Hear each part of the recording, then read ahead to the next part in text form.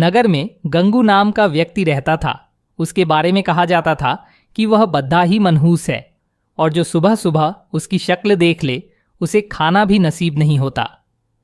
धीरे धीरे यह बात पूरे विजयनगर में फैल गई और महाराज कृष्णदेव राय को भी इसके बारे में पता चला।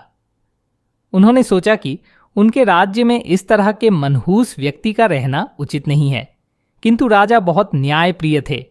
उन्होंने सोचा कि पहले वो यह देखना कहते हैं कि इस बात में कितनी सच्चाई है। राजा ने अपने सेनापति को आदेश दिया कि गंगू को उनके सामने लाया जाए। सैनिकों ने गंगू को महाराज कृष्णदेव राय के समक्ष पेश किया। महाराज कृष्णदेव राय जिस कमरे में सोते थे उसी में गंगू के लिए भी विस्तार लगवाया और सुबह जब राजा सोकर उठे तो उन्होंने सबसे पहले गंगू का चेहरा देखा। कुछ देर बाद अचानक कार्य आ जाने के कारण राजा को राजमहल से बाहर जाना पड़ गया और उस दिन वो इतने व्यस्त रहे कि उन्हें खाना भी नसीब नहीं हुआ। राजा कृष्णदेव राय को यकीन हो गया कि यह सब गंगू का चेहरा देखने के कारण हुआ है। राजा ने सोचा, जब इस व्यक्ति के कारण मुझे भोजन नसीब नहीं हुआ तो शहर के दूसरे लोगों के साथ क्या होता होगा।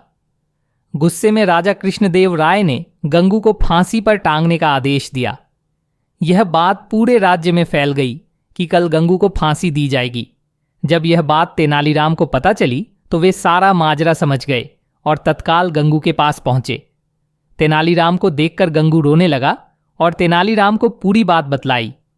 तेनालीराम ने गंगू को सांत्वना देते हुए उसके कहा कि जैसा वो कहें गंगू को वैसा ही करना होगा। गंगू भी तेनालीराम की बात समझ गया। दूसरे दिन जब गंगू को फांसी दी जानी थी तभी गंगू से उसकी अंतिम इच्छा पूछी गई। गंगू बोला, मुझे महाराज से मिलकर कुछ बतलाना है, यही मेरी अंतिम इच्छा है। सैनिकों ने महाराज कृष्णदेव राय से गंगू की अंतिम इच्छा बतलाई।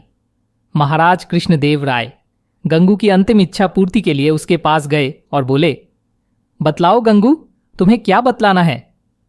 गंगू बोला, महाराज, इस राज्य में एक व्यक्ति मुझसे भी ज्यादा मनहूस है। पहले दंड उसे मिलना चाहिए, फिर मुझे।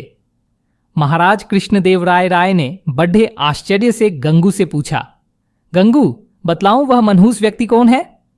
गंगू बोला, महाराज, वह मनहूस व्यक्ति कोई और नहीं बल्कि इस राज्य का राजा अर्थात आप हैं। यह सुनकर महाराज कृष्णदेव राय अत्यधिक क्रोधित हुए और बोले, जानते हो गंगू, तुम क्या बोल रहे हो, इसके बदले तुम्हें दंड भी मिल सकता है। गंगू बोला, महाराज, मृत्युदंड से बढ़ा कोई दंड हो सकता है क्या? यह तो आप मुझे दे ही चुके हैं।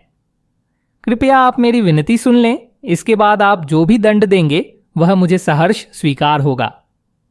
यह सुनकर महाराज का क्रोध कुछ शांत हुआ और बोले, तुम्हें जो कहना है कहो। गंगू बोला, महाराज, कल सुबह जब आपने मेरा चेहरा देखा तब आपको दिन भर भोजन नहीं मिला। तब आपने मुझे मनहूस समझकर मृत्युदंड दे दिया। ठीक उसी समय कल सुबह मैंने भी आपका चेहरा देखा था और मुझे फांसी की सजा मिल गई। मतलब आप मुझसे भी ज्यादा मनहूस हुए। महाराज कृष्णदेव राय को पूरी बात समझ आ गई और उन्हें अपने निर्णय पर पछतावा हो रहा था। उन्होंने तत्काल गंगू की फांसी की सजा माफ कर दी। गंगू को अपने पास बुलाकर पूछा, गंगू, यह विचार तुम्हारे मन में किसे आया? गंगू बोला, महाराज, मुझे तेनालीराम ने यह सब करने की सलाह दी थी। महाराज कृष्णदेव राय ने गंगू को बहुत सा धन देकर विदा किया और तेनालीराम को बुलाकर उसका धन्यवाद दिया कि उनके कारण एक निर्दोष की जान बच गई और महाराज के हाथ से एक बहुत बद्धा पाप होने से बच गया।